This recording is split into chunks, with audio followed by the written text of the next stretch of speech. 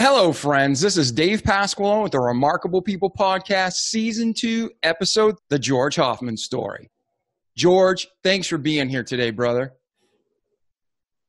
Thanks, David. Glad to be here. Yeah, I am so excited for this episode. For our remarkable listeners, what we're going to cover in this episode is George is not only a remarkable human, but he has gone through his life with amazing adversity, resilience, and he's willing to share what he learned and how you can apply it too if this is something you or a loved one struggles with.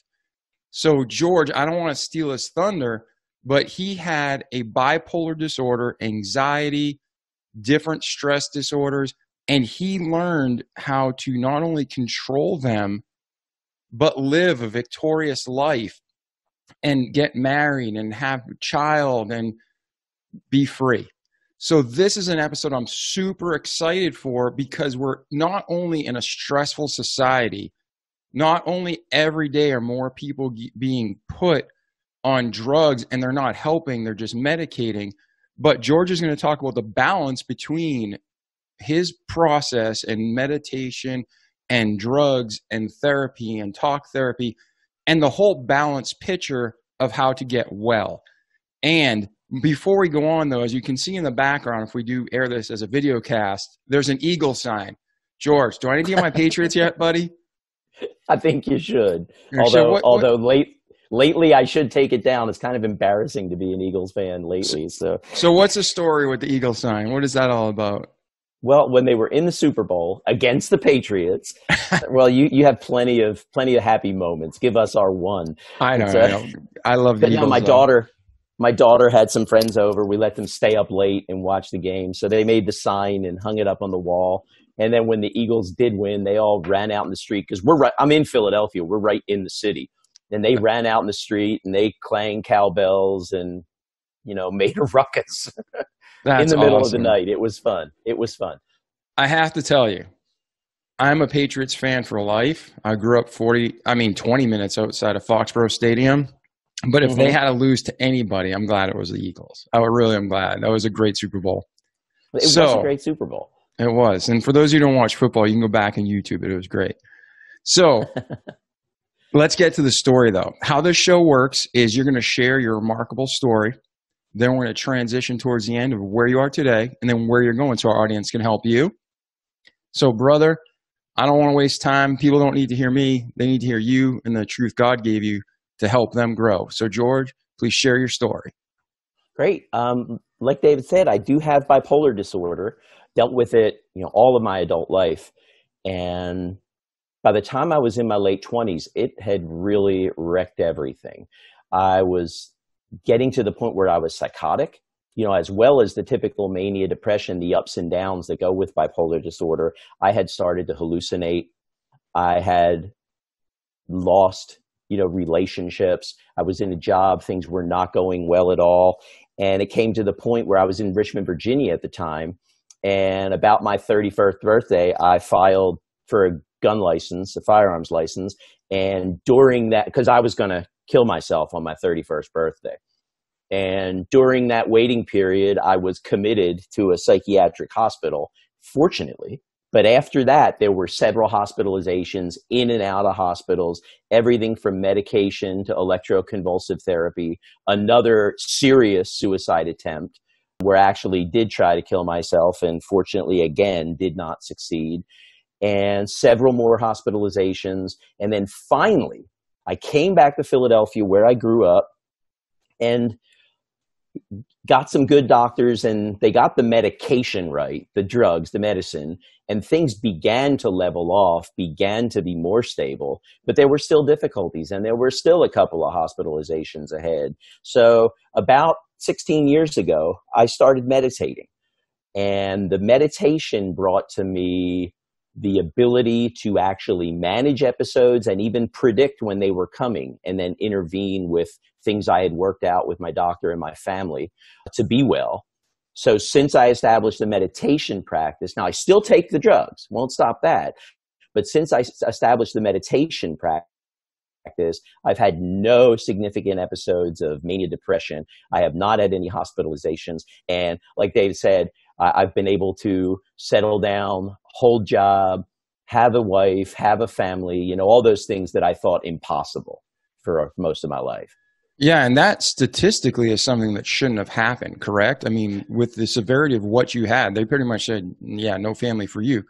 Yeah, bipolar, as severe as I had it, it typically lasts a lifetime and really wrecks things. And people end up, many people on short-term or long-term disability, on Social Security disability for their whole lives, and just pretty much stay on the couch and unfortunately have a terrible life. And so I work today to try to help people in that situation.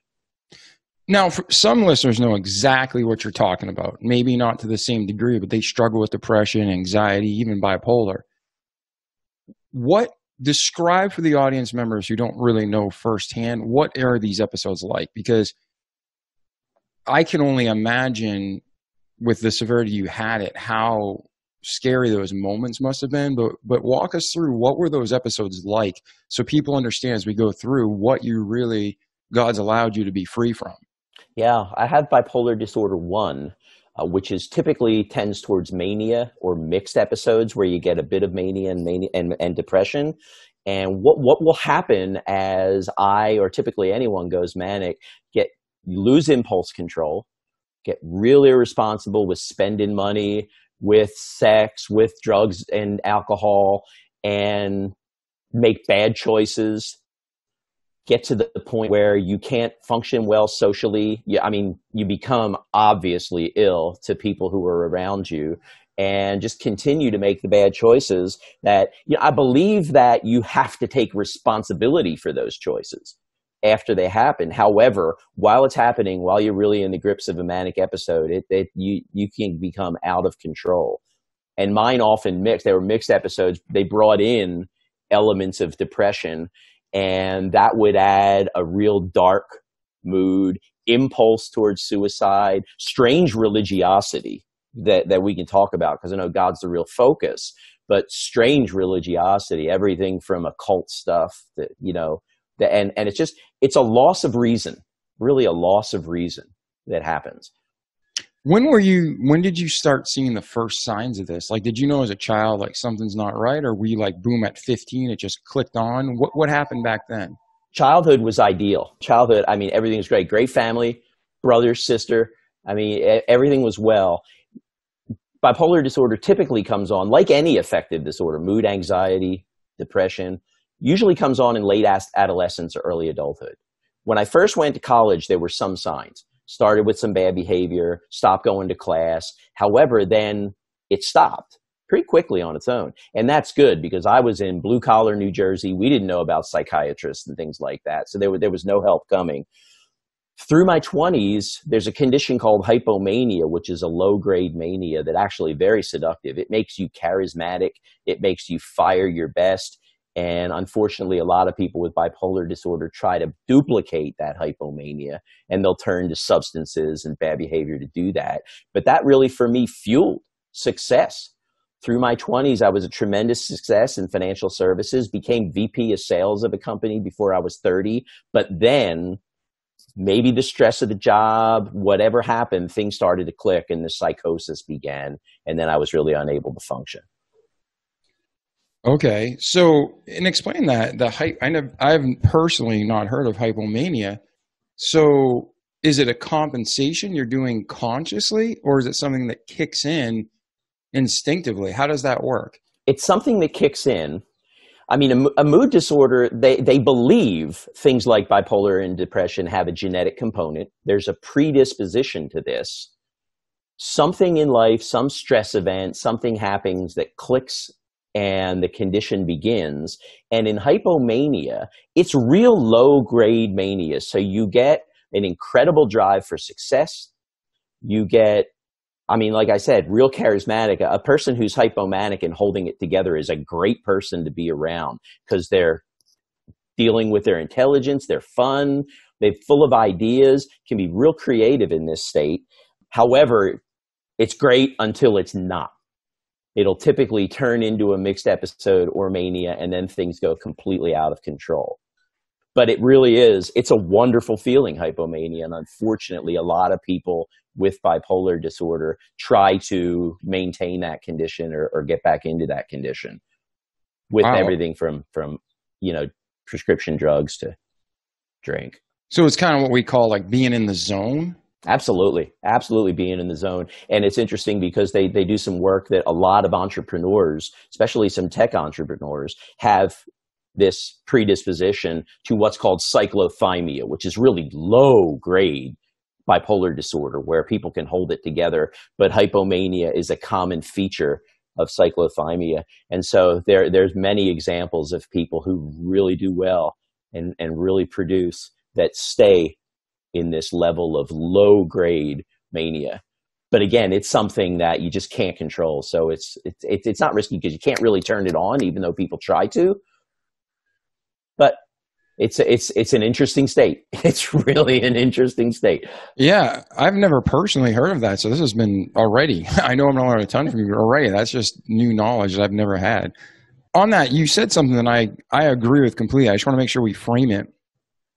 A lot of people, especially in Christian circles, we have listeners from over 53 countries, all sorts of backgrounds, all sorts of worldviews. But a lot of people tend to believe, especially from the Christian perspective, that you're born with gifts. But they don't want to believe that you're also born with weaknesses. Mm-hmm. And I want to make sure we have a balance here. I don't personally believe, and you can always disagree. Do not feel like you have to agree with me, George. But I believe that you're born with strengths and weaknesses. But like you said earlier, we have choice and we have the complete ability to control our fate, so to speak. God gives us free will. So I think myself and you and every listener, we definitely have things we're weaker towards. Like for you, this was a huge issue. For someone else, they might have be addicted to alcohol or drugs, or alcohol is a drug.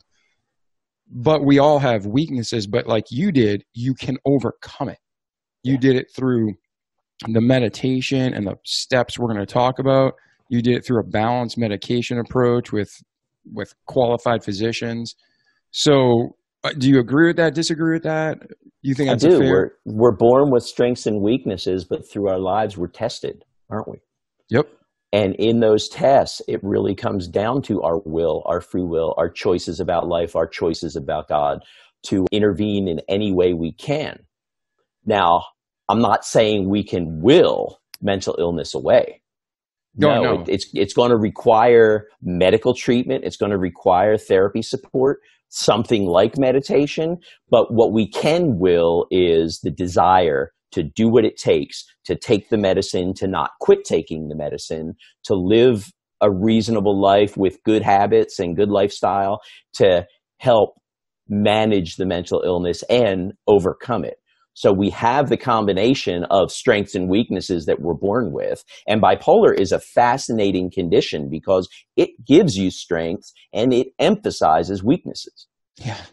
And as we're tested with that condition and with the weaknesses beginning to overcome the strengths, then our will can help us decide to intervene and work well with good support and good advice, to turn life around. Yeah, 100%. I agree with you completely. I just want to make sure that people listening aren't biased at one end of the spectrum for or against, because this is such an important topic. And there's people who, like you said, are mega successful. Mm-hmm. And there's people who are charismatic and dynamic. And I'm like, oh, I want to be like them. And behind closed doors, they struggle. And again, I always think of Charles Spurgeon. Have you heard of Charles Spurgeon? No, I have not. Charles Spurgeon was considered the prince of preachers. He's like one of the greatest preachers of all time that we know of, right? Mm-hmm. And he struggled with depression, like really bad. And he writes about it in his books. Mm-hmm. And a lot of people, like, it wasn't accepted. So he'd talk about it, obviously not that publicly, but in his private writings, he was very like transparent about it. Like, I'm really struggling here. So all of us in every walk of life can struggle with depression. I've always had a low grade depression, mm-hmm. and then, or sadness. I don't know what you'd call it. Maybe you can help me. But then I had some trauma And man, it just lit me up where I really struggle now. So that's another reason I personally am looking forward to this episode. I want to take these steps and apply them in my life, because everybody has a weakness. And the fact that you overcame it, man, is just, I'm so proud of you. I'm so thankful for you. Thank and you. I'm looking forward to this. Before we even go further, you said how childhood was ideal. You know, trauma or abuse. You got to college, it started showing its head. For people listening and they're thinking maybe right now about themselves or maybe one of their loved ones, what are some signs of this manic depression or bipolar or, you know, these different conditions to be looking for, or to say, hey, it might be sadness, or yeah, this might be enough where you need to seek some professional help just to get their evaluation before it progresses? What are some things they should be looking for? You can look for real change in interest. I was real involved with extracurricular, you know, school senate, writing for the school newspaper, and then all of a sudden that just all stopped. And I ended up hanging on the corner with some bad kids. So, you know, change in interest, change in energy level, starting to make some bad choices, something as simple as diet or as complicated and dangerous as drug use or alcohol use. You know, these things, little slips of behavior and little observable changes in behavior can signify the onset. It's not always that. I mean, there's all sorts of troubles that come with new responsibilities in late adolescence and early adulthood. People make bad choices, and it's not always a mental illness. But if somebody is really loses interest in things they've been doing, it's worth talking to somebody about that. It's worth having a conversation and maybe even seeing a doctor. Yeah, and again, to frame this too, like if you had a trauma in your life, or if your parents went through a divorce and you're a teenager, then that could trigger this kind of behavior. But you're talking about where if things are consistently just seeming to go well, and then you have that sudden interest change, correct? Absolutely. Yes. Okay. All right. Well, yeah, please continue with your story now. You got us, you're in college and this behavior is going on. Where do you go from there? Well, go to work. Actually, it was interesting. When I had trouble in college the first time, I dropped out. And then I went to work for an organization doing sales. And fortunately, they had a tuition reimbursement program. So a couple of years later, I was able to go to college at night while working full time. And then, like I said, things just went very well for a few years, moved up in the organization, had great success in business before the real change came and the real psychotic mania kicked in. But, you know, after those years of struggle, which we can certainly talk about more, but what came later in life, I talked about getting the meds right, adding the meditation, finding God in all of that. I was brought up Catholic. I mean, religion was always important to me. And oddly enough, religiosity, the strange things, became a really predominant in my experience with psychotic mania. But I guess... Let's definitely talk about that too, because that's important. I have a friend in high school. We wrestled together. He was always a little off, and then something happened to him, traumatic, lost it, and his world was completely warped with religiosity. Yes. And like you and I know, and for the listeners, if you're listening, there's a huge and important difference between your relationship with Christ and religion. God is God and he loves us, but there's 1,000 churches. So we're not talking about church. We're not talking about a social gathering. We're talking about really a relationship with God here.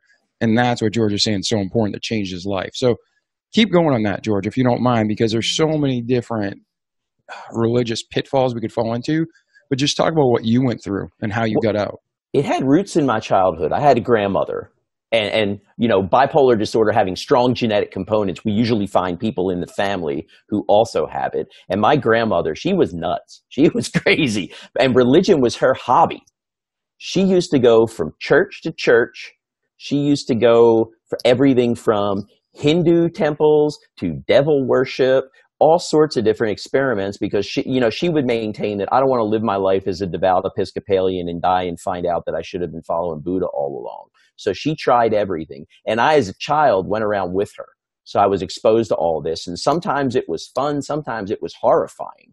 But so there was this foundation in searching that when I got sick later and started to embody some of these different beliefs that I learned from all of them. I mean, there's a lot of knowledge, well, not the devil worship, not at all there, but there's a lot of knowledge. There's a lot of knowledge in different faith traditions. So it was fortunate to learn all of this and be exposed on this. But with the psychotic mania, the depression kicking in, I sort of clutched on to the worst of these things. And on that topic, when you say she visited, did she show up for one Sunday or Tuesday night and left, or did she go for like a few weeks or months, then switched? It varied. Sometimes she would just show up, and other times she would find something interesting and then stay for a little while. So you literally were absorbing not just like one little touch and go. I mean, you were absorbing most of the doctrine. Like by the time you left that church, you could figure out what they believed, and that carried with you for life. And you're having all these fighting and battling beliefs in your head. Is that correct? Sure. Yeah, there was. And then another experience, it was actually a great one. I grew up Catholic, and I was in the Catholic catechism classes. And when I was in 6th grade, we did an exchange student with a Jewish temple that was across the street. And I, for a couple of months, went to Hebrew school, and a kid from the Jewish temple came over and went to the Catholic school for a few weeks. And it was sort of like we were sent to each other's camp to come back and report on what was going on over there. That's awesome. Instead of going overseas abroad, you did it across the street. Right, did it across the street. Right?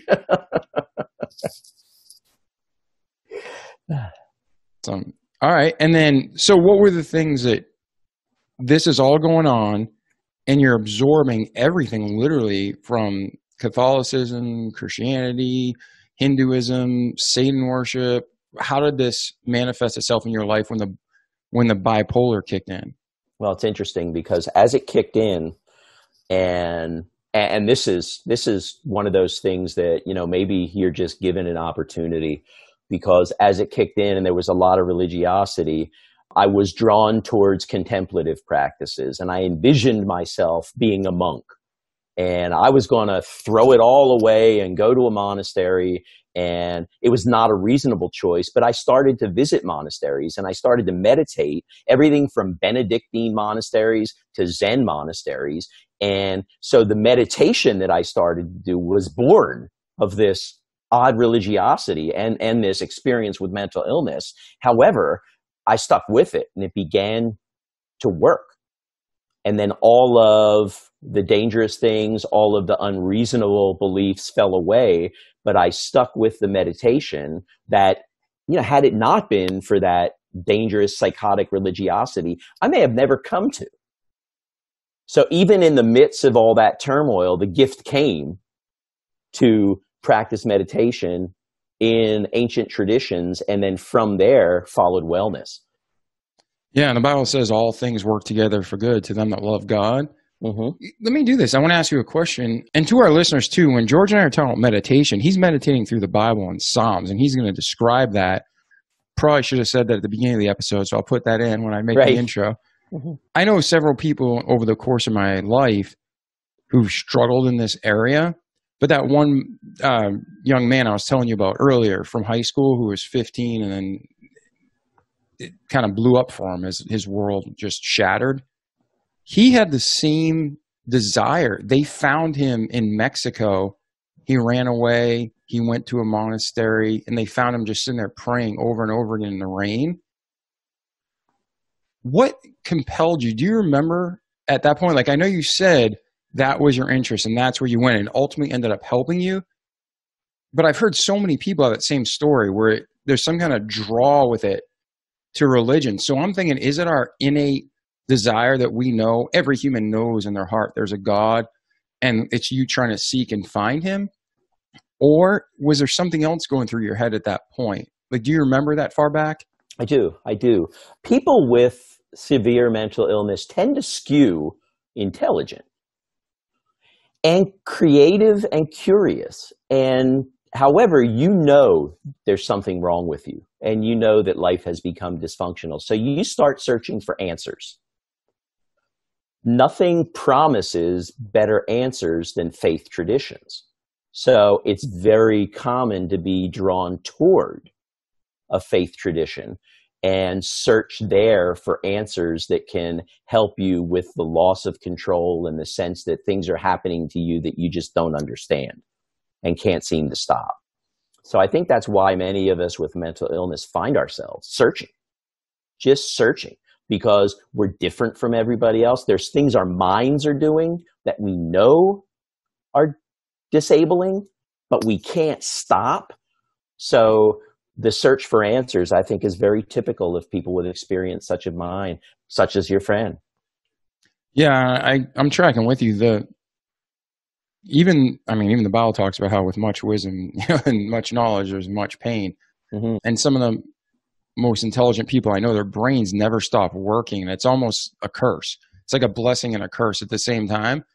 When you were younger and healthy, did your mind constantly run, or was it pretty balanced, or are you always been on high octane? I was really curious through my whole life. I mean, when all the kids were out playing kickball, I'd be in reading books and looking for knowledge. So I think it followed that.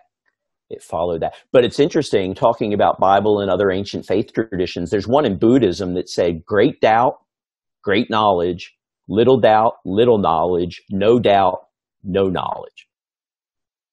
And so, I mean, we can bring that into our lives because, I mean, sometimes it's healthy to question the things you're sure of, because you often find you come out with answers that make you even more sure and secure in your faith.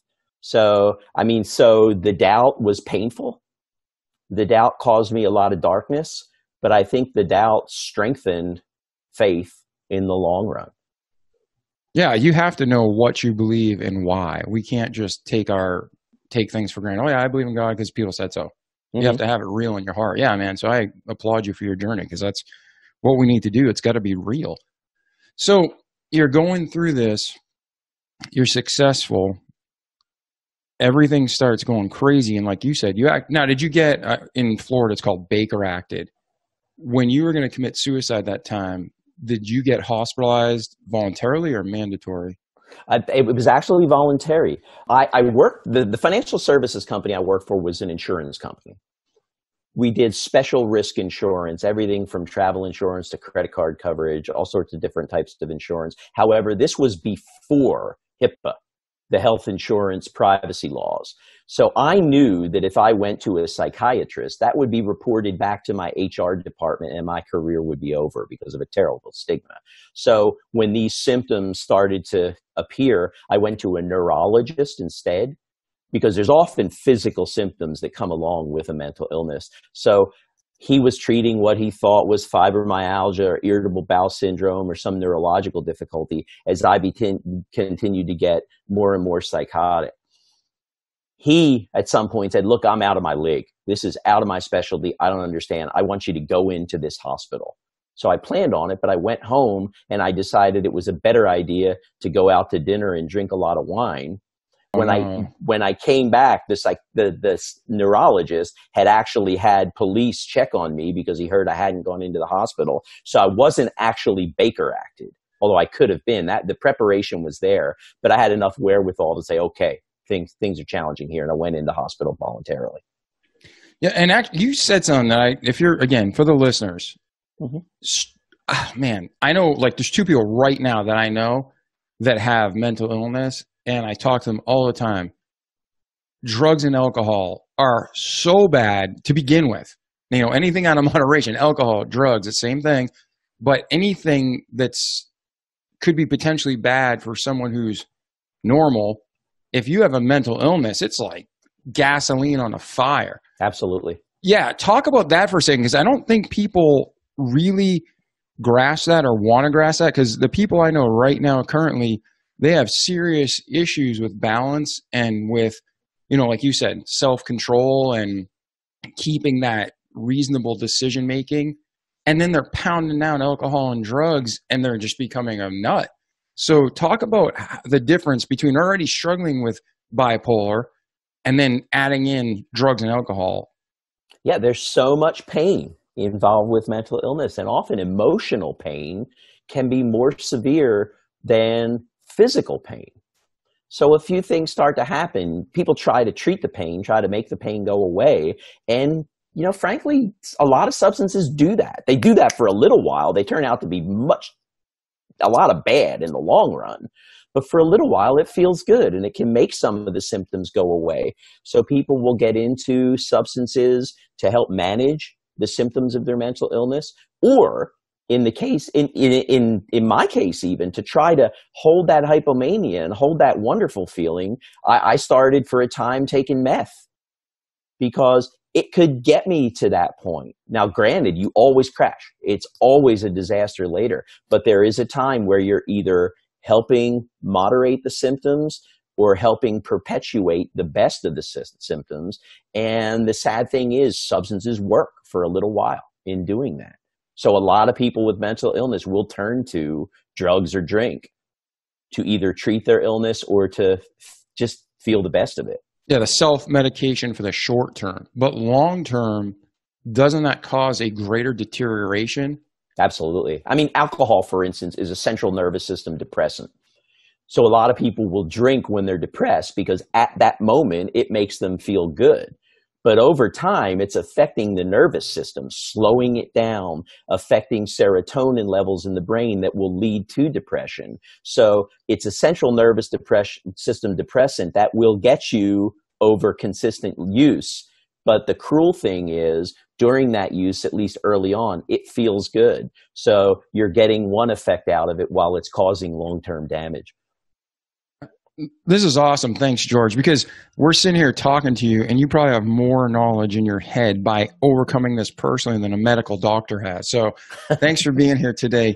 Sure. And to the listeners, be writing down your questions. I mean, some of you are driving, some of you are running, some of you are working out, but be not just put in mental notes. Try to jot down some notes here so you remember these questions and you can write George and get some questions answered and help.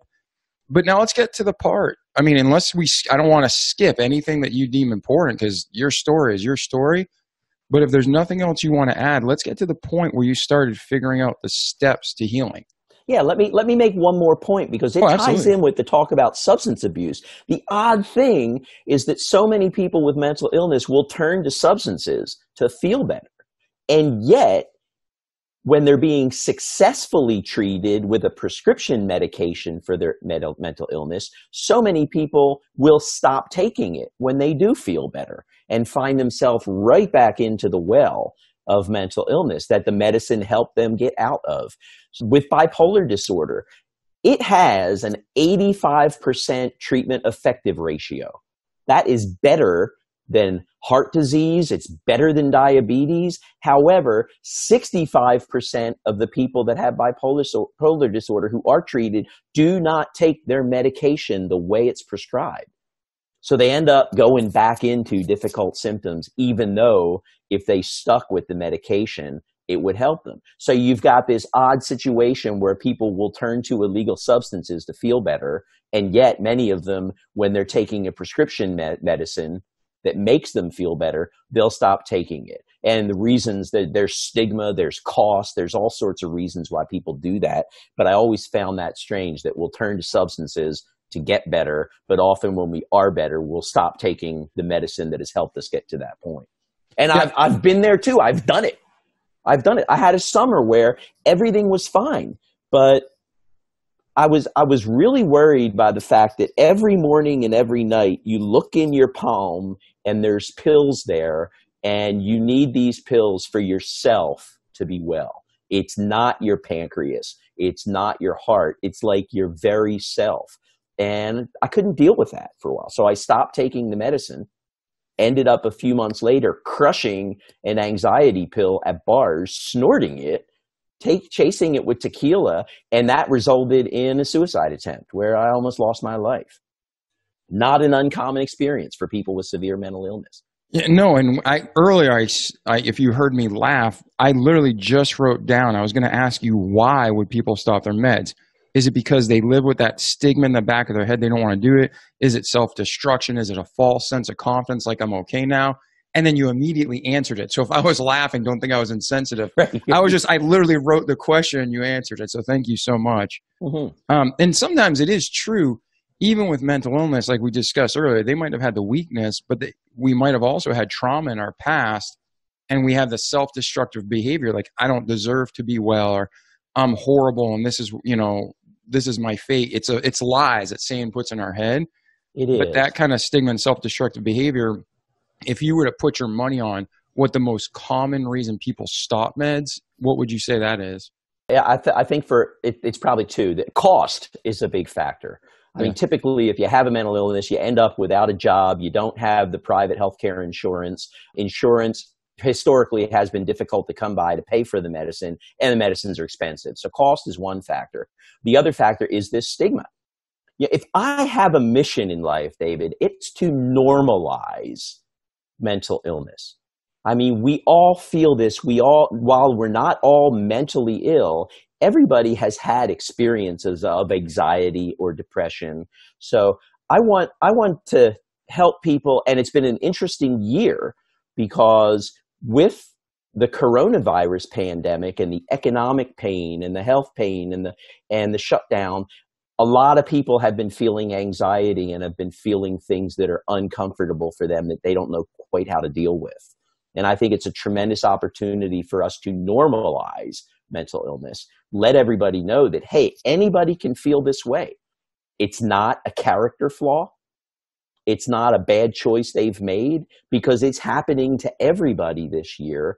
And, if we can just accept that mental illness happens and that it can be helped, then maybe we can chip away at the stigma and make people who have mental illness feel more open to being honest about it and getting treatment. Absolutely. And at this point, we're going to take a short break. And for the listeners, we're going to have an ad that's going to be someone who can help you. And as I'm recording this, I have no idea who that's going to be. And we're not just going to plug in a sponsor to make money. I'm going to work with George to try to find a resource for you that if you need help, check out this sponsor or check out this organization, because I feel just very much so right now, we're going to talk about it. And after this break, George is going to give you the practical steps that you can use and communicate with him to get well. So I'm super looking forward to this, but let's take a short break, hear from the sponsor, and we'll be right back with George Hofmann. All right, George, welcome back. How are you today? I'm well, thank you. Doing good. That was the fastest break ever. All right, to the listeners, at this point, I'm super excited. George is going to talk to us about his steps to success. So, George, you're going through so much. The world's spinning.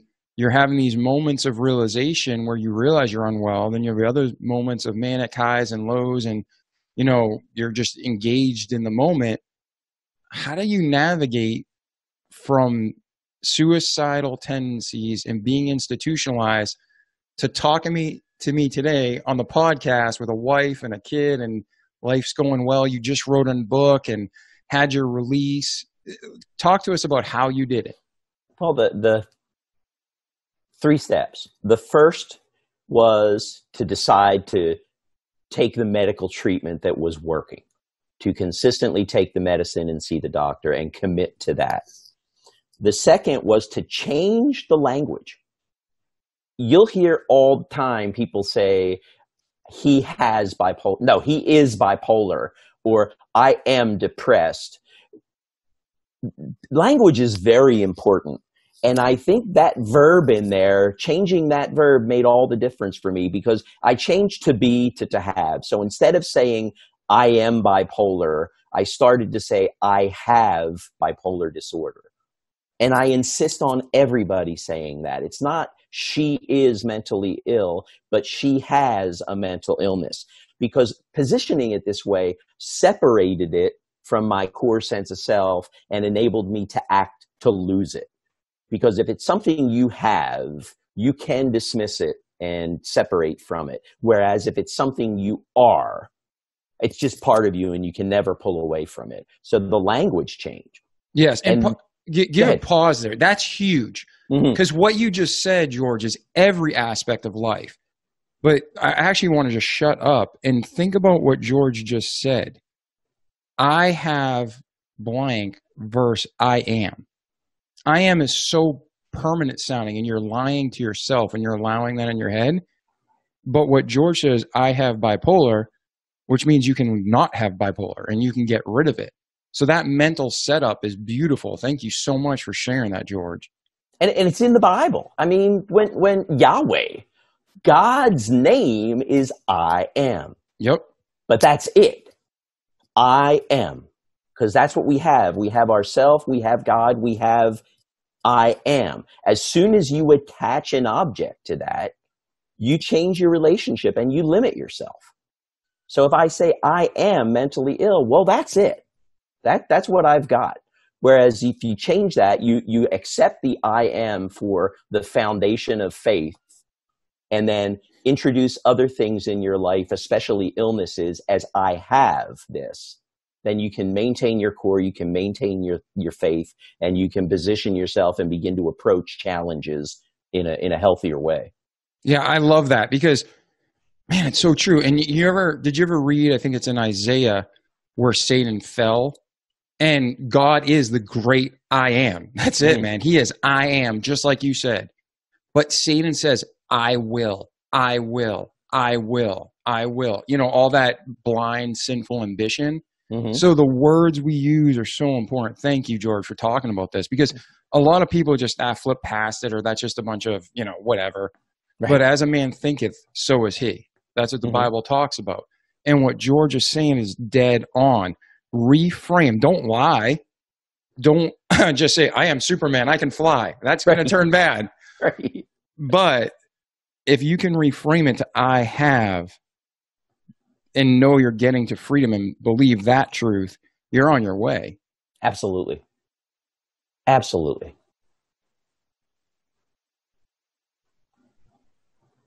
So step one, you're committed. Step one, I'm committed. Step, I'm committed to following the treatment that works. Yep. Step two, I'm no longer defining myself as mentally ill, but I'm seeing it as something I have that I can either get rid of or manage and live a healthy life. Step three, meditation became the tool to help me achieve that. Because in meditation, and we'll talk about methods because it's a worldwide and it's an ancient tradition. Every faith tradition has meditative practices built into the original faith tradition.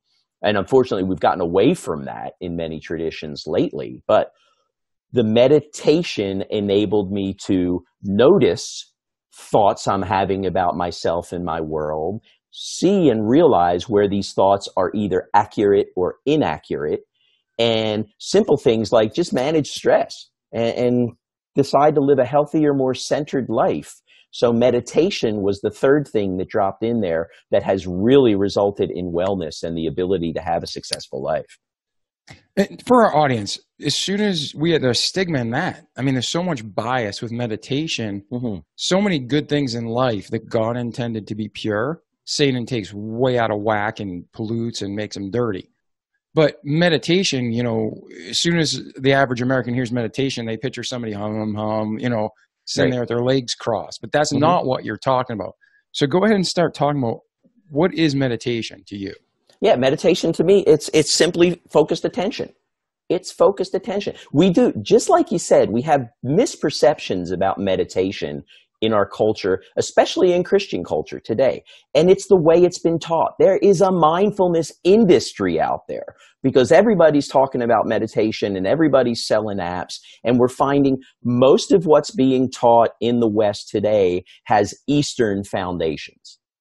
And I've studied it. I've been through with some of the great meditation teachers in North America. And to a man or a woman, they all hearken to the East. They're bringing in Buddhist methods. They're bringing in Eastern philosophy and thought, and they're presenting that as the way. We've lost the fact, Christians, we've lost the fact that our tradition is full of meditative practices. We see it as something that they do. It's Eastern. It's not Christian. However, we lose the fact that our tradition, like mindfulness, everybody throws around the word mindfulness. The first appearance of mindfulness in the English language did not come from some Buddhist teacher. The first appearance of mindfulness in the English language is in the Wycliffe Bible in the 14th century. It's a tradition that's foundational in Christian prayer and in a Christian's relationship with God that unfortunately we've lost. We've pulled away from that today because it's been completely presented as an Eastern practice. And we, as Christians, feel that that's not for me. That's not the belief I want to go towards. So I'm not going to meditate at all.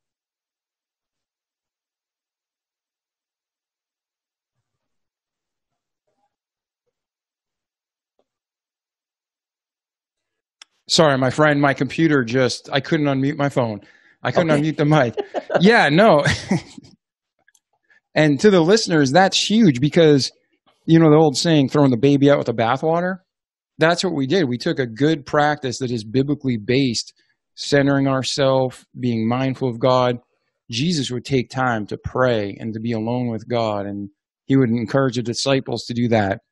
And like you were talking about John Wycliffe, he's one of the, you know, framers of a lot of what we believe today. And then because of the mysticism and the New Age movement, Christians said, well, I don't want anything to do with that. You know, kind of like even the Holy Spirit. You get the Father, Son, the Holy Ghost. Well, obviously the Holy Spirit's important. Jesus said himself, the great comforter will come after me. He's even greater than I. But today in most Christian circles, how often do you hear about the Holy Spirit? It's either one extreme, oh, he's there, but we don't talk about him, or the other where people are jumping on the ground, barking like dogs. You know what I mean? So we need things in balance. A false balance is abomination to the Lord, but a just weight is his delight. So you committed, you followed the program, you changed your language, you started researching meditation. What did your research teach you? Well, the research taught me, there's all sorts of medical research. There's empirical peer-reviewed stuff that says that this works in terms of stress management and general wellness. And so I investigated it that way. And also, you know, from faith. I mean, when Jesus had his moment of greatest doubt in the Garden of Gethsemane, what did he do? He meditated. It's right there. Meditation is simply about focused attention. It's a moment of solitude, a moment of silence. And when else is God going to speak to you? But in a moment like that, to break away from the busyness of life and to just focus, that's when you're going to be most open to God speaking to you. And that's when you're going to be most open to finding compassion and love for others who are in our lives and in our society, just by meditating. Yeah. So today, you'll find that, again, when you look for meditation instruction, you'll find Eastern influence, you'll find Buddhist influence, and that may turn a lot of people off. I mean, I've studied Zen a lot, and there's a lot of things to learn there. But in the Christian tradition, the earliest Christian church, the Desert Fathers, they meditated. The first couple hundred years of Christianity, it was a meditative practice. And people meditated on the word, and they stayed silent. I mean, the Apostles' Creed didn't come about until in the 300s. So it was a meditative practice early on, and then throughout history, we've had meditative practices as well, which I began with, and I can go into them if you'd like me to. Yeah, absolutely. Yeah. And again, to you and the listeners, if you hear me delay, it's because I'm trying to click my mic back off mute. So don't think I'm not interested. I'm on the edge of my seat here. So, okay. Yeah, please do, George. Because again, that focus and that quiet time, especially now, we're recording this and it'll be released sometime this summer, and COVID is all over the world. We don't know what's real and what's fake with it. I mean, there's so much on both sides, but people are stressing out. But one thing, and again, you can agree or disagree, I think COVID's been good for us in so many ways as a world, because it shows us we were forced to slow down. I don't know about you, but for most people, you were forced to slow down. And I go through my neighborhood, and it's awesome. We're meeting our neighbors. There's people walking around. People aren't getting up at 5 a.m. and work until midnight. I think in a lot of ways, this slowdown has really helped people, and it's teaching them there's more to life than just working all the time and being on that treadmill of life to get to the end where you're like, I just missed the whole journey. So when George keeps talking about taking that time to meditate, whether it's slower in the COVID or whether you get back to this, sadly, this too fast-paced life of busyness, which most business doesn't even matter, George is about to teach us his steps to meditate so you can have that peace and solitude and recenter yourself with Christ.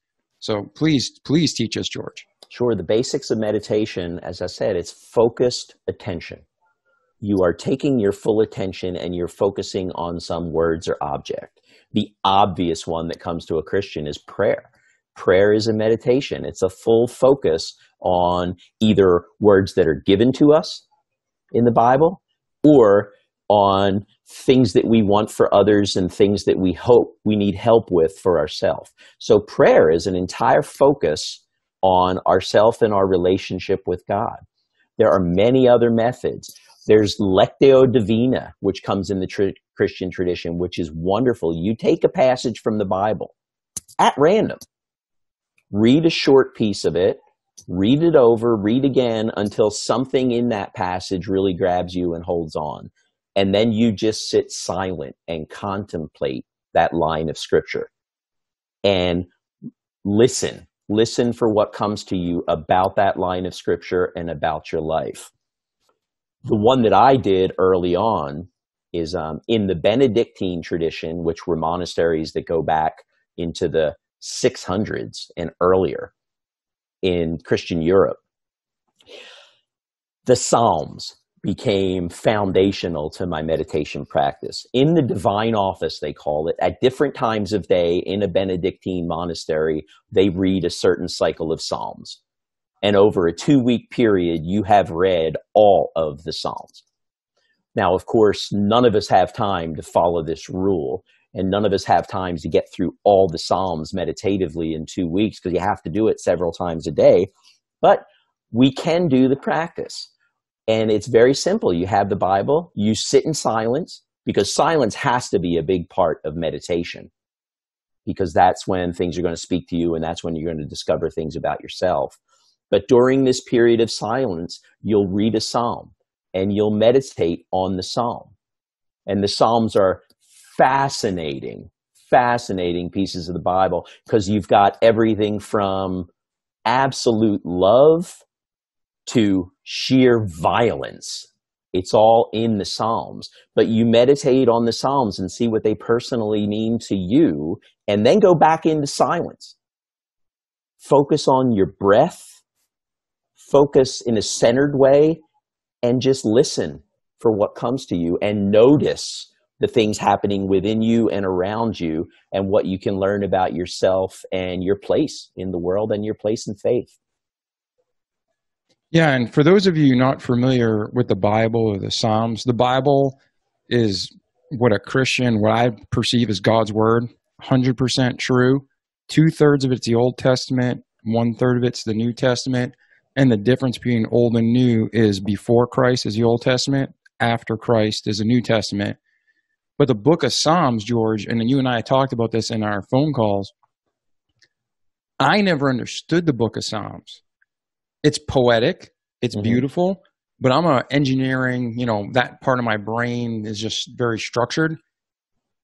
But once I hit a low in life and had major trauma, the Psalms just opened up to me and I got it. And I'm sure I can get a lot more, but what I'm saying is it started making sense. So when George was saying there's love in Psalms and there's war in Psalms and there's depression in Psalms and there's pain in Psalms, especially for those of you struggling, for those of us struggling, the Psalms just really connect. So even if you've tried to read Psalms before, read it again. And I think if you go back to the episode with Jill Johnson, she's talking about grief. That's exactly how she dealt with it, through the Psalms. So there's something special about the Psalms. So I'm really, really thankful you're sharing this, George. It just keeps reinforcing, there's something special about that book specifically in the Bible. Yeah, it's special because, and it has to do with what it does to us in our experience of God, because we can all get on board with the Lord is my shepherd, I shall not want, one of the Psalms, or walk through the shadow of the valley of death. I mean, these things we can resonate with us, but you get to some of them and they just seem so challenging. I mean, Psalm 103, David asks for God to crush the skulls of his enemies' children. I mean, how do you bring this into your life? And you know what? When the Psalms were written, they probably meant that. They probably meant that. But to us today, and C.S. Lewis, the Christian writer who wrote the Chronicles of Narnia and had a lot of theology books in the 20th century, he wrote a book called Reflections on the Psalms that really changed me, because it took these Psalms, it's half of them. Half of them seem hateful. But what we can learn as we read them is that the enemies that we cease to vanquish are within. You know, no one is praying to have violence against other people, but we are praying to confront the doubt, the enemies within ourselves, and have God give us a way, give us a message, give us the quietude to think about that in ourselves, the enemies that rise up from within, and then approach that in a way, you know, that we can improve ourselves and feel better about the world we live in. Yeah, and for the listener, if you're not familiar, most of the Psalms, like George was saying, were written by David. And David's got an amazing story throughout the Bible. But out of 150 chapters in the book of Psalms, David wrote most of them. And one thing that's awesome about David is he's real. If you think you're a bad person and you're not good enough, read the Bible, because David is a man after God. Yeah, you've got nothing on David, right? Yeah, David is a wild man and a beast in some areas, and he had a horrible upbringing with his relationship with his father. He became a horrible father. So you hear the stories of David and Goliath, and you know the taking out the giant with a slingshot, and you hear some of the victory stories. But David had some terrible things he did. I mean, adultery, murder. And when George is talking about him wanting to crush the skulls of his enemies, come on, let's be real. Haven't we all at some time been so hurt and so angry? We would have prayed that same prayer, maybe in different words. So the Psalms is a real book of real emotion, and I'm sure you'll find something to connect with in the Psalms. Mm-hmm. So, okay, so you're taking the Psalms, you're reading some, and then you're thinking about it. Like, what is this really saying? You're meditating on it. You're thinking through it, and then you're listening to hear what God replies. Not like audible voices, but where is it leading you in your mind, or what do you need to deal with in life? So continue there. Well, it helped me develop my belief in God, in the ability to get well, and it helped to anchor me, because I think with meditation, the discipline of doing it is as important as any benefit you get out of it by the act of doing it. I think the Psalms, the cycle of the Psalms, sitting down to read the Psalms, besides giving us introspection and faith, it helps us introduce some discipline into our lives. With meditation, you know, doing it every day at a certain time and having a serious practice is a very disciplined event. Dealing with bipolar disorder, I was leading a very undisciplined life. So this step toward discipline of practice, doing something regular, reflecting at a certain time every day, really helped. It introduced discipline in my life, and then I was able to move that discipline out to other parts of my life, like taking the meds, not taking the substances, not getting involved, you know, not cheating on a relationship, you know, all those things that require a really disciplined sense of will to deal with when your mind is telling you to do these things. So that was key. Yeah, and key. Any kind of discipline and a schedule and that kind of balance, that's every area. It's and it's a shame, because just like meditation has gotten a bad word for some people here in the United States, discipline for some people is seen as a negative thing. Yep. Discipline is not, especially self-discipline. It's liberating. Yep. It helps you get to your best potential, because it gives you focus and it gives you, you know, stick-to-itiveness to help to face challenges and overcome challenges. Yeah, and you're so dead on, George. I'm loving this. The conversations about, I'm going to bring out the B word, budget. People hate budgeting, but that's the most beautiful thing, because you say, these are where the expenses are. This is where the funds are going to go. And now I can live without guilt and have fun with the rest. You've budgeted. But just like you budget, you know, we can make more money, but we can't make more time. Right. So why would you, and for us as the listeners, think about this. Why would we budget our money, which we can make more of, but we don't budget our time, which we can never get back? It's the most valuable resource we have. We have God and we have the time he's given us. This life is on average 70 to 80 years, and then it's eternity. So where are we going to spend that eternity? That's what these years are for. Absolutely. And to glorify God. So what George is saying, listen, commit, get that balanced program, change your language, meditate. And he's going to go deeper into that, but get a disciplined schedule. Wake up at the same time, work out at the same time, eat at the same time, do these things. And it doesn't bring bondage. It brings freedom.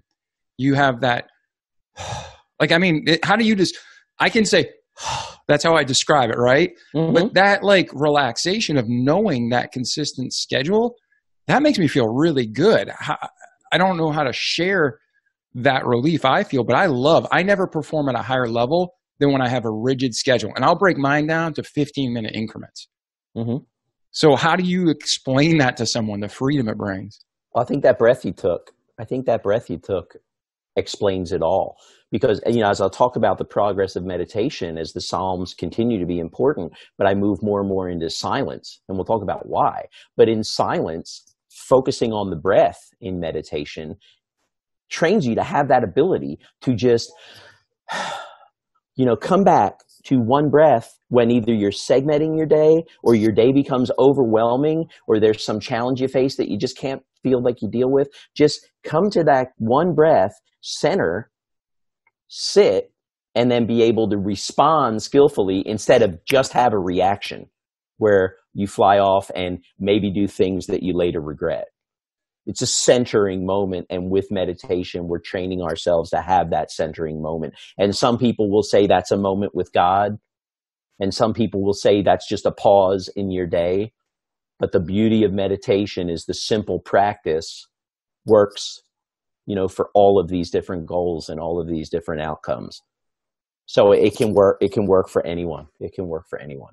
Beautiful. All right. So George and I spoke, we're going to put a link in the show notes. You can go ahead and link to it, or we may even put a segment at the end of this podcast where it'll roll over right into it. George is going to walk us through a meditation example of how he does it. So before we get ahead of ourselves, though, and to get to that point, continue with describing meditation and how you actually practically do it. Yeah. As I said, I think everyone must bring a lot of silence into their meditation. Reading the Psalms can open you up and prepare you. But the silence is when God or the deepest recesses of your mind are going to speak to you. And the silence is when you're going to start noticing things that happen in and around you. And then that's where meditation can become very practical. Some people will say they use meditation for enlightenment. Some people will say they use it for a direct experience of God. In my life, it's become more immediate and more practical because I noticed in the moments of silence, and the silence, it's difficult. You sit and you focus on your breath and you feel the breathing, and as thoughts come up in your mind, you just let them go. Don't start a conversation with yourself. Don't complete the thoughts. Just let the thoughts go and then return to the breath. And in this silence, you really notice things. You notice feelings in your body. You notice thoughts and emotions you're having. And I discovered that before an episode of depression or mania, certain changes would take place in my body. Even though we talk mental illness, most episodes of mental illness start with some physical disturbances, be it pain in the body or a buzzing feeling or lethargy. They start with some physical symptoms, and all too often we miss them entirely and rush right into a difficult episode that we can't get out of. But by meditating, by having this silence, focusing on the breath, taking the Psalms to set me up and come out of the meditation to keep me in touch with the message, but having that period of silence enables me to notice the changes that occur within me. I can now, and I teach others to get to the point where they can actually predict when an episode of anxiety or depression is beginning, and then you can intervene with a medicine you have, doctor, support from your family, better sleep, more exercise, some intervention that will keep that episode from getting serious. So there's the great faith tradition of meditation, which brought me into it, and I still practice, but there's the very practical method, which is what I choose to teach and write about, because this stuff can help you confront and understand and overcome challenges in your life. And so that's where I put the bulk of my work, in the practical aspects of meditation. Because, the ability for somebody with a mental illness, whether it's anxiety or mania, to be able to feel an episode coming, predict that it's going to be there, and then intervene to not have that episode is amazing. And then if one is in an episode, meditation can bring the silence and the stillness and the focus back to best managing the episode and not really screwing up. Yeah, and the silence is so important, because if you don't listen, if you don't have the silence, you won't be able to hear things coming. It's kind of like self-defense. If you're walking somewhere and you have headphones in and you're blaring at night, you're not going to hear people running up to jump you. You're going to get jumped because you're not listening. And even though it's not physical, when our thoughts are bombarding us and we're not listening, we're drowning it out with all the cares of the world or the busyness we have, all these attacking forces are still coming at us, right, George? But we're not listening, so we're not dealing with them. So if I hear somebody coming behind me, I'm going to turn around and punch them in the face. Sorry, but that's what I do, right? I've done it before, sadly, because I had to, but they were going to jump me. But the thing is, with those thoughts, we need to confront them head on, knock it out, and get rid of it. And that's what George is telling you to do. That's 100% true. You need to listen. You need to take those thoughts. Like, how does the Bible phrase it? It says to take things into captive, taking captive. It uses that phrase. And it talks about how taking those thoughts captive and renewing our mind. And we do that through the Bible, God's word. And I want you to keep going. I think my mind is working overtime right now, and I'm enjoying this very much. So forgive me if I keep interrupting, but if you're listening to us and you don't have a Bible, write me. We'll get you a Bible. If you need a Bible, it's yours. Just let me know. And then if you're listening and you want to support this, there's a page on our website, davidpasqualone.com/RPP, Remarkable People Podcast. You can go ahead and donate, and that'll go right to Bibles. Just put a note. 100% of what you donate goes right to Bibles. And if nobody donates, that's okay. I'll still throw it away. I'll pay for it. We'll get you Bibles. So we want you to get well. George, what he's saying is so true. I can't help but think and comment on it. But just realize, if our mind's always running and we're always moving, how can you ever get that peace and reconcile things? Mm-hmm. So that's beautiful work you do with Bibles. Thank you for that. And with meditation, with my emphasis on silence, I think there's two terrible things that have happened with meditation in the last 20 years. Two terrible things. One is it's been sold as something that's all calm and spacey and happy and going to make you, be centered and feel good. Yeah, burn some incense. Yeah, it's not that way at all. Meditation helps you notice exactly what is happening in your experience right now. And that's not always good. Just as the Psalms can be really uncomfortable to read, some of them, meditation, a session, can be really uncomfortable if you're being presented with challenges or physical pain or bad thoughts. So it's just to notice these. to notice these. It's not always going to be relaxing. So a lot of people who start meditation because it's been promised to be this wonderful, relaxing experience have encounters with those difficulties and quit. They think they're not doing it right. When in fact, if you're sitting noticing things, you are doing it right. The other tragedy with meditation is that, everybody thinks you've got to have an app or a guide or something to sit with, Headspace or something like that guides you through the meditation and constantly talks at you, giving you images, things, tells you what to do. You lose the benefit of silence entirely. So a guide can help, and there are some tremendous Christian meditation apps that can help establish your practice, learn how to do it, sit there with the guide for a while. But eventually you have to remove yourself from the guide and sit with silence. Sit with silence to truly notice what's happening in your world. Because if it's always a guide, that they're not necessarily going to take you places you need to go, and they're going to interrupt the silence that is so valuable to meditation practice and I think to being able to develop for a relationship with God as well. Yeah, and so you're sitting there and you're in the silence and you're listening. That's how you're predicting what's coming. Now, how do you handle it? The good thing about the meditation is besides helping you predict, it can help you, keep centered, make good decisions, and realize that many of the thoughts we have, especially thoughts about ourselves, are lies the mind gives us.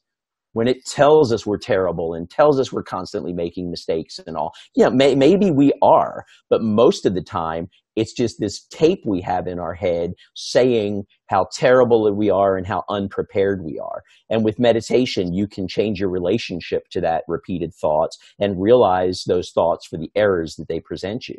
So that helps as you go into the episode. It gives you more confidence and it gives you a better sense of reality about what you confront. I think the meditation can help with compassion. With any episode of mental illness, you need to reach out to others. You need other people. You need community, whether it's your family or your church community or a therapist that you pay. You need community, and this mental illness getting you out of your own head and all of these terrible things you may be repeating to yourself and this complete self-absorption. It can open you up to this influence of others and the people you really need. And frankly, they need you too. And so the meditation can help you be centered enough and open enough to give back to others that are giving to you. And that's so important. So that sets you up for success. And then the key though, once you know that episode is coming and you're open to the fact that you need help, it positions you to be able to go out and get that help. We go from a very childish mind that wants everything now and is throwing tantrums to a more adult mind that can make good decisions, see where we can have positive impact on others and see where others can have positive impact on us. Seek out that help, whether it's a plan you've put together with your doctor to take a certain medicine or just sitting with a family member to have a discussion about how you feel, going to see a pastor to talk about your experience. There's so many opportunities that can help a person pull back from that race into an episode of mental illness and really stabilize their life before things get out of control. Nice. Now, when you say that you're going to take help, I need to seek more help at this point. I can feel it coming on. What does that look like? Because you're already finding the balance of your schedule. You're already finding the balance of the medicine that you agree with the doctor to be on, and you're taking it long term, not up and down, because that can cause more problems. What does that, at this point, I'm meditating. I know there's an issue. I can feel it coming on. How do you neutralize that and get back to a balance? The first of the people in my life, I have a wonderful relationship with my wife, and she's really made my work possible. And so having, in advance, honest conversations with her about what I go through. I told her I had bipolar disorder on our first date. So, upfront right away about this. And so having her understand some of the challenges I go through and some of the things that will tempt me, and then being honest with her when these experiences start so that we can totally support each other, and she can be open and there for me. Finding the same thing in God. God is always available. Prayer is always available. Having a relationship with a doctor who I can call, if I feel myself slipping into these things. So, and then more than anything else, being present for my daughter. I mean, I've got responsibilities now, and to take inordinate risks would just be stupid. I've got things I have to live for and people I have to give back to. So, those things can really help. Okay, let me do this, because this brings up a good point. Some people are at a low right now listening, and they don't have a supportive spouse. Yes. And worse than not having a spouse is having an unsupportive spouse. Absolutely. I mean, honestly, male or female, if you got a bad spouse, that's pretty rough. And we understand that. But for the people who don't have loved ones to talk to, for the people who don't have that necessary support group or don't feel they have it, because our mind can play tricks on us. We might have the most loving, supportive family and friends, but we're being lied to, and we're lying to ourselves that we don't. But speak to those people for a minute, because they really need help. They're hearing like, well, yeah, George made it, but he had a support system. Well, you didn't have your wife at first, but you made a great comment that God's always there. Yeah, God's always there. And, to add on, the people who have difficulty with support, I mean, they may not even have the supportive people in their life, but they may not have the means to pay for a mental illness treatment, or they may be one of those people that's in a category where the treatment's just not effective. There are treatment-resistant episodes of mental illness as well. And I think what we can do, and we can do this directly through God, to come out as benefit for and getting benefit from other humans, because there are other people facing the same challenges. Mm-hmm. There are many peer groups available. One of the disturbing things and positive things about the COVID crisis is that it's forced us all online. And there are incredible resources there. We can find people who we can speak with or just listen to feel that sense of community. But the feeling that you're not alone is crucial. Many people are able to feel that through God. Other people through peer groups, which you can find. There's the Depression and Bipolar Support Alliance that has chapters in every city. There are places to look to sit down with people who have similar experience so you don't feel so alone. COVID crisis is interesting because you mentioned how we have that pause in life. Some of us, because of this. Mm-hmm. You can look at that pause either as solitude, which can be a tremendously amazing choice to make, or loneliness, which can be really damaging. Again, we've got the same situation, the same set of factors, but there's a mindset that positions it either as positive solitude or loneliness. If a person's lonely, they need to reach out. And hopefully they'll have people in their life that can help them with that. But even if they don't, you need to search out other people. You need to search out reasonable, helpful answers. And more than anything else, just as you want to practice silence in yourself, it's important to seek out other people who will just sit in silence with you. Say, that's okay. I understand why you're feeling these things. If you need help, let me help, but not jump in there and right away say, no, this is wrong. You need to do it this way, or you're bad, or things like that. So as we need silence alone, we need to meditate in community too, and have those silent moments with other people. And so somebody who's facing these problems that don't have the people in their lives that are as supportive as I've been fortunate to have, you can find that in peers. Just like people with substance abuse, drinkers will go to AA, or people will go to Narcotics Anonymous.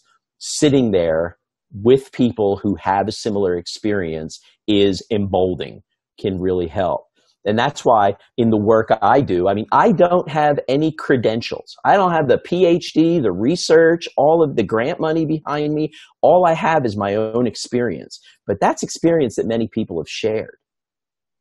And in community, we can always find answers. So we just have to take the step toward finding community and finding people that can share with us and sit with us. Yeah, and again, I couldn't agree with you more. The power of a real relationship with God changes lives.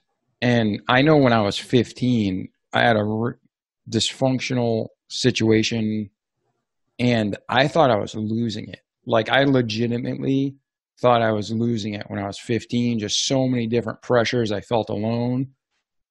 And then I remember going to a church because I wanted answers. And I was literally at the point where, like, should I commit myself? Am I losing my grip here on life?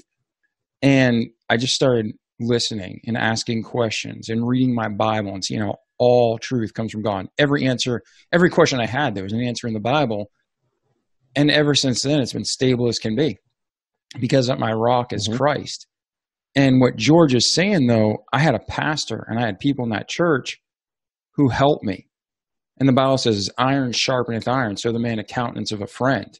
God put us here to help one another. Even going back to the spouse, the design of marriage is not only a symbolic relationship of us and God, but it's to be each other's helpmeet, to strengthen one each other and help each other and to encourage one another, and always to glorify God. So George, there's everything he's saying is bringing you right down the biblical line, how to have a great life and how to have joy and peace and contentment.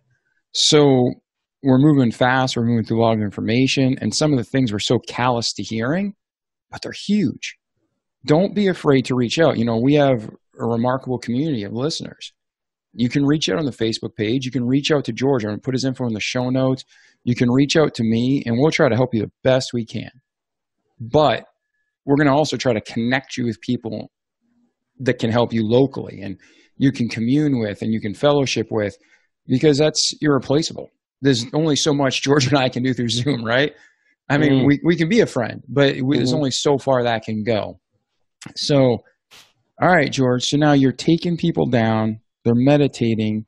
They're listening for these moments of, okay, I'm about to lose it. I need more help here. Continue that. They're getting that under control. Now, for you, you had this happen. You've had no bumps in the road, right? It's all been smooth sailing, right? Or there's ups and downs. It took a little while, and there's still ups and downs. Absolutely. I mean, the pain's still there, and the episodes still threaten to take me out of control. But I think developing the capacity to recognize it, developing the capacity to predict when the episodes come, and also having established interventions that can help me at these moments. Yeah, it hasn't leveled things out. I mean, I have bipolar disorder. There is no cure for bipolar disorder. You can manage it with medication, you can manage it with meditation, but the person will always have it. So these challenges will always present themselves.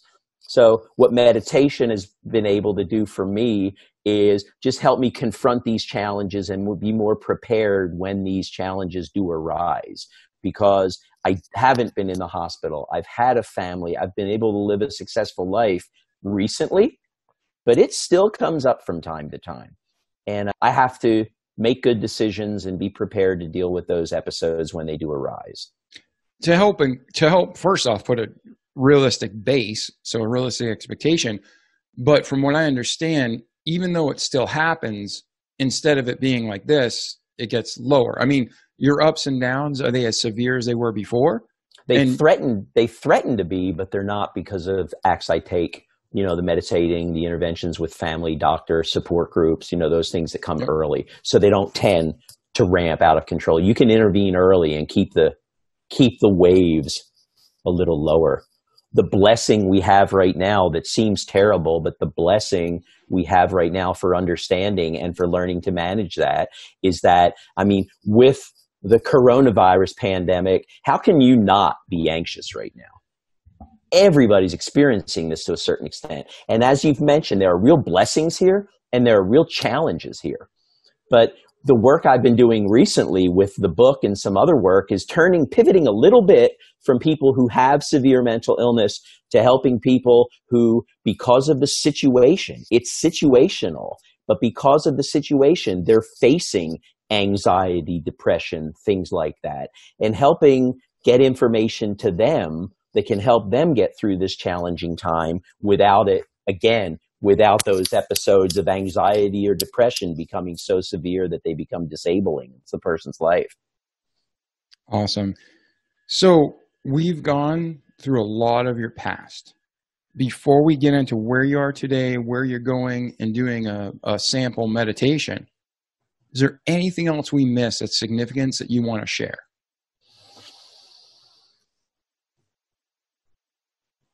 I mean, I have to come back to my relationship with my family, who have been accepting, because I just, not with my wife, you know, since I met my wife, I've already been in a stable period. So it's been a strong marriage. It's been a good marriage without facing unreasonable challenges of bad behavior.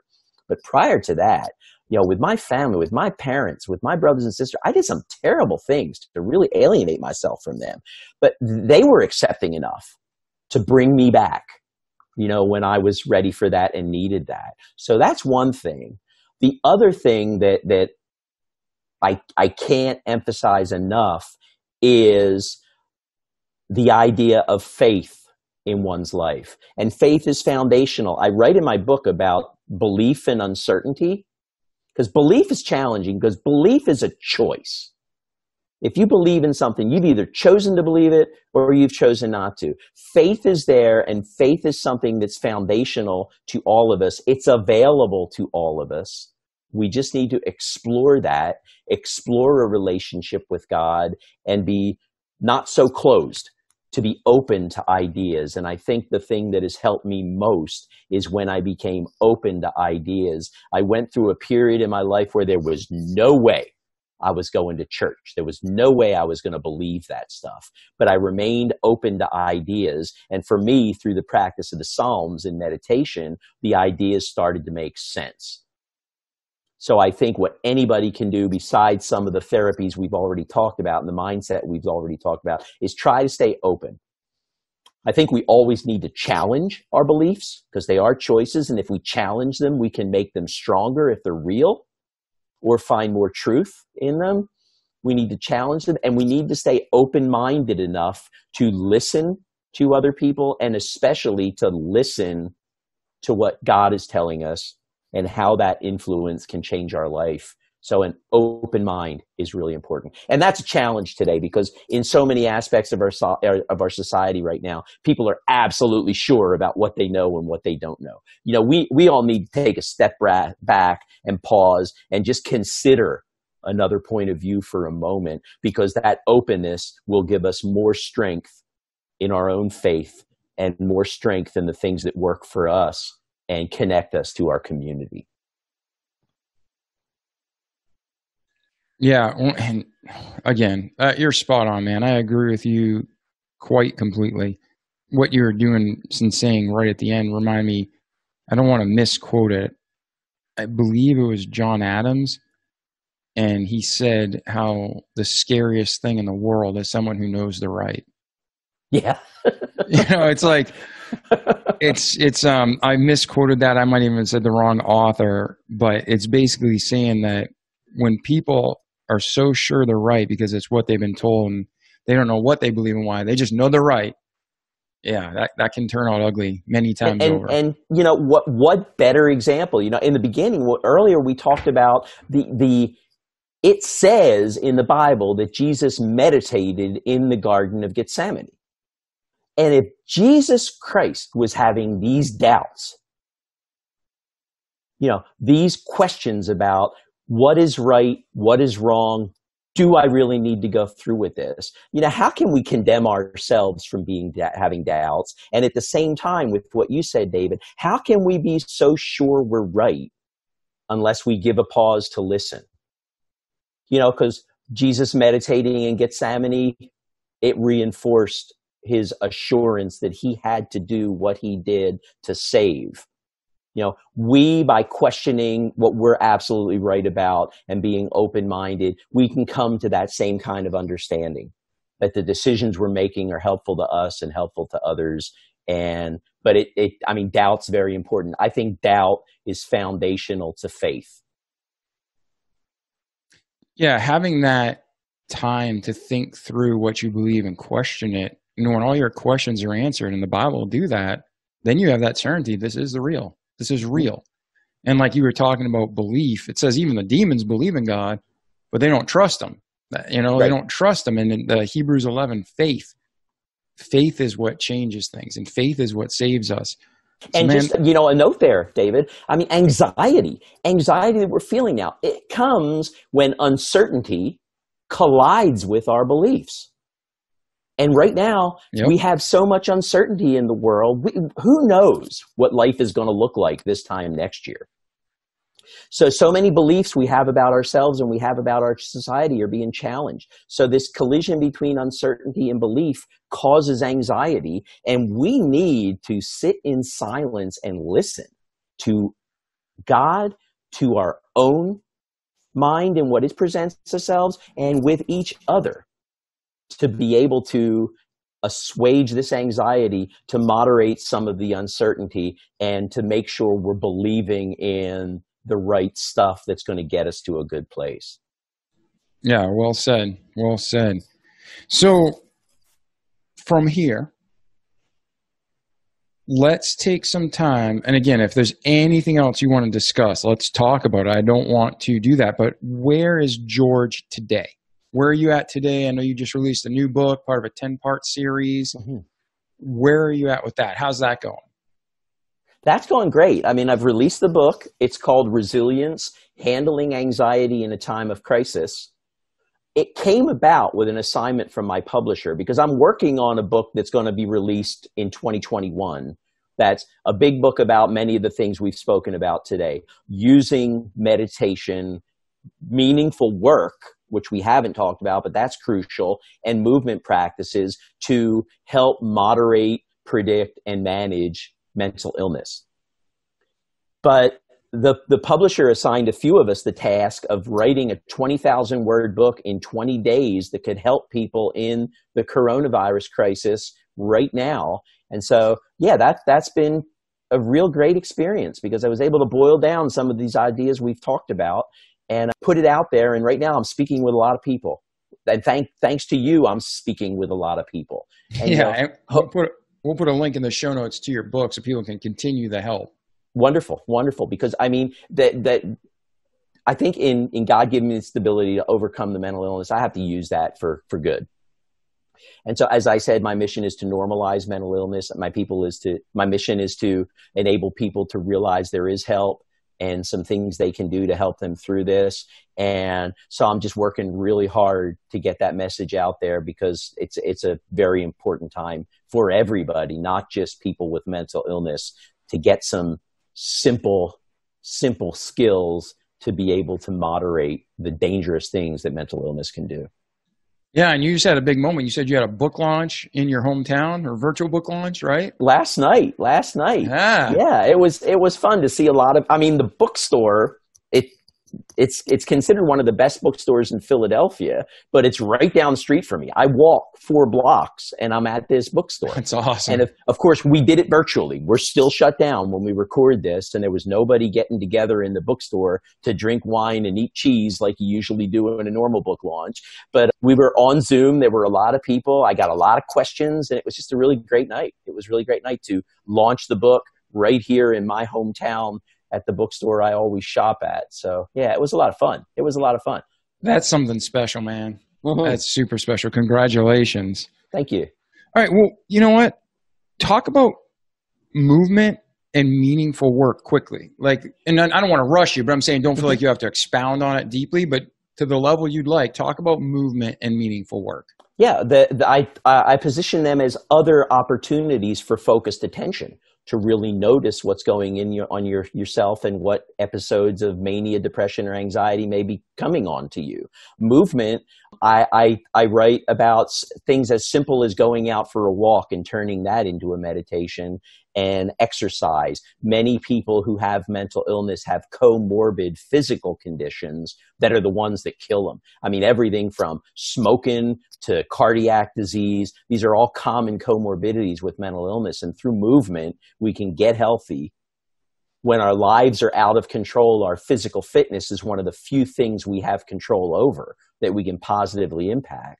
And I write about turning movement into a practice, not running with the earbuds, not being in the gym with the mirrors and the music and all that stuff, but spending some time to just move on your own, again, in silence, to learn about your body and to feel things that are coming up of you. work, I think, is foundational. Work is the most important practice anybody can do in their life. And I don't necessarily mean just paid employment.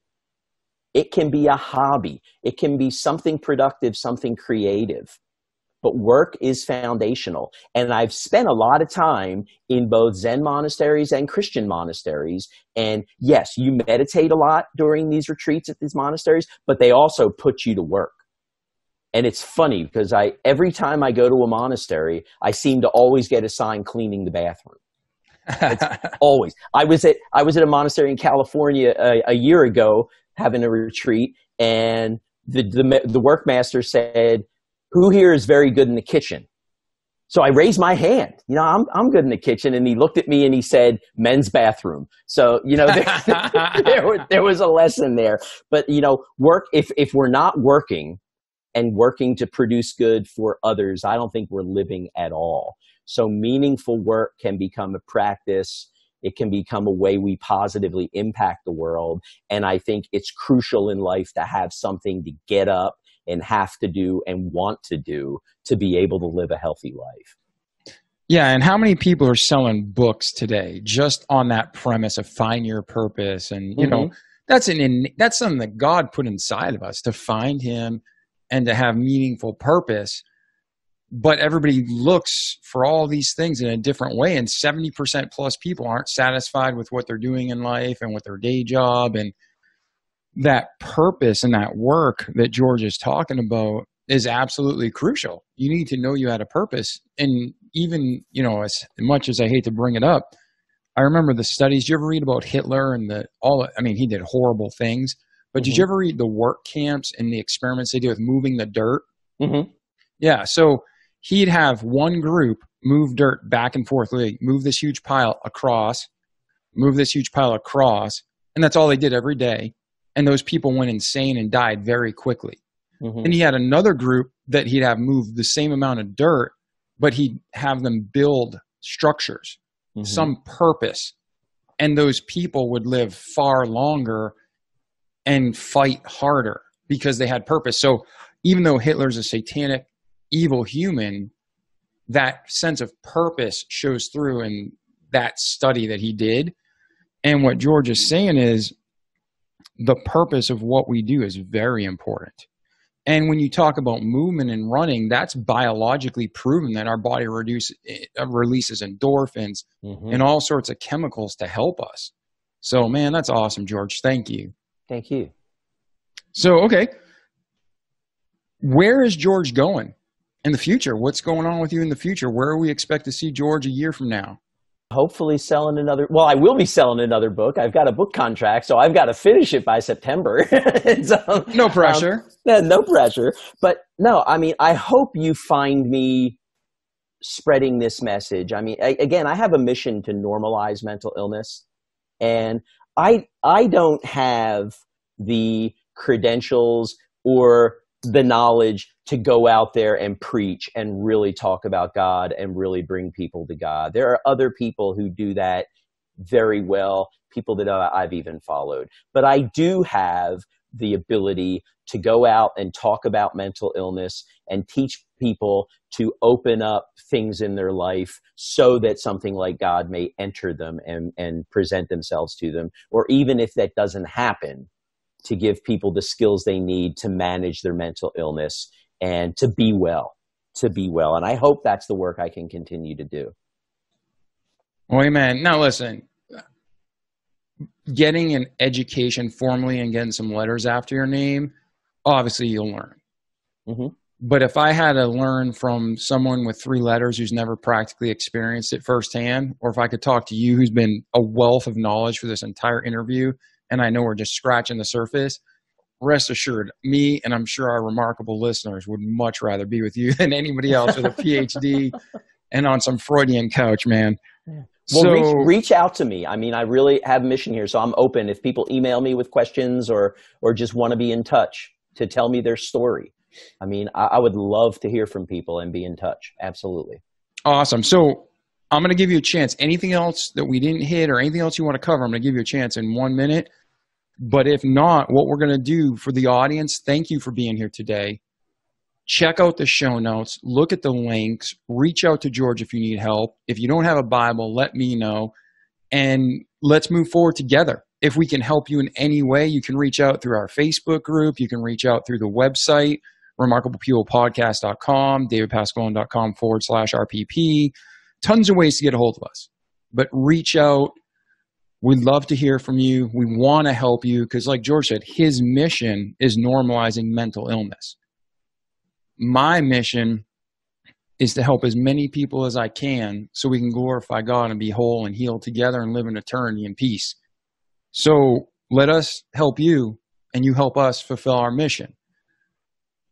George, is there anything else you want to say before we close up this episode and go to a practice meditation session? No, this has been a tremendous experience, David. Thank you very much. Thank you, my friend. Thank you to the listeners. We love you. Stick around for the meditation practice session.